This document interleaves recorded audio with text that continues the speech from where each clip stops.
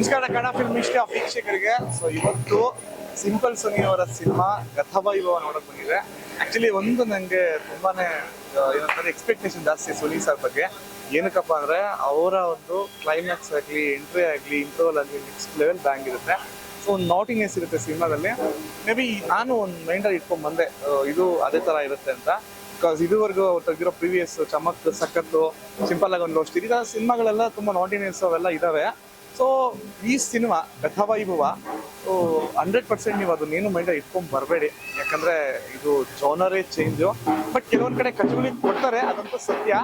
ಆದ್ರೆ ನೀವು ಎಕ್ಸ್ಪೆಕ್ಟ್ ಮಾಡಿದ ಕಡೆ ಆಗ್ಲಿ ಕೊಡಲ್ಲ.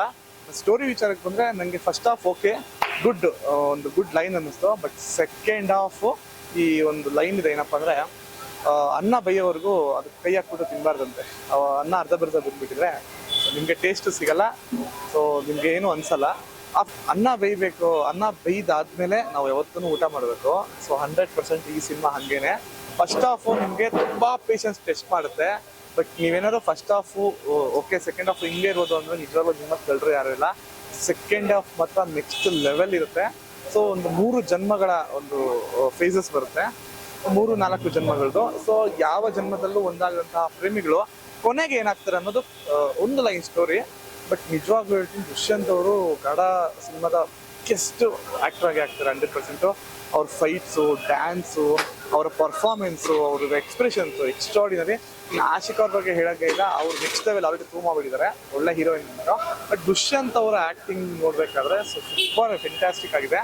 ಇನ್ನು ಆಶಿಕಾ ಅವರ ಒಂದು ಫೇಸಸ್ ಬರೋದಾದ್ರೆ ಮಂಗಳೂರಿನ ಮಂಗಳ ಅನ್ನೋ ಒಂದು ರೋಲ್ ಬರುತ್ತೆ. ನಿಜವಾಗ್ಲೂ ಫಿದಾ ಆಗೋಗ್ಬಿಡ್ತೀನಿ ಅದಕ್ಕೆ. ಇನ್ನು ಸುನಿ ಅವರ ಡೈರೆಕ್ಷನ್ ಇದು ಎಲ್ಲಿ ಕಾಣುತ್ತಪ್ಪ ಅಂದ್ರೆ ಸೆಕೆಂಡ್ ಹಾಫ್ ಅಲ್ಲಿ ಎಕ್ಸ್ಪೆಷಲಿ ಸೊ ಮಂಗಳ ಮತ್ತು ಶ್ರೀನಿವಾಸ ಅವರ ಒಂದು ಲವ್ ಸ್ಟೋರಿ ಇದೆ. ವಾವ್ ಅನಿಸ್ಬಿಡುತ್ತೆ ನನಗೆ. ಸೊ ಫಸ್ಟ್ ಹಾಫ್ ಅಲ್ಲಿ ನಾನು ಕಾದೆ ಒಂದು 1 ಅವರ್. ಬಟ್ ಅದಕ್ಕೆ ನನಗೆ ಸೆಕೆಂಡ್ ಹಾಫ್ ಅಲ್ಲಿ ಕಂಪ್ಲೀಟ್ ಸ್ಯಾಟಿಸ್ಫ್ಯಾಕ್ಷನ್ ಸಿಕ್ಕಿತ್ತು.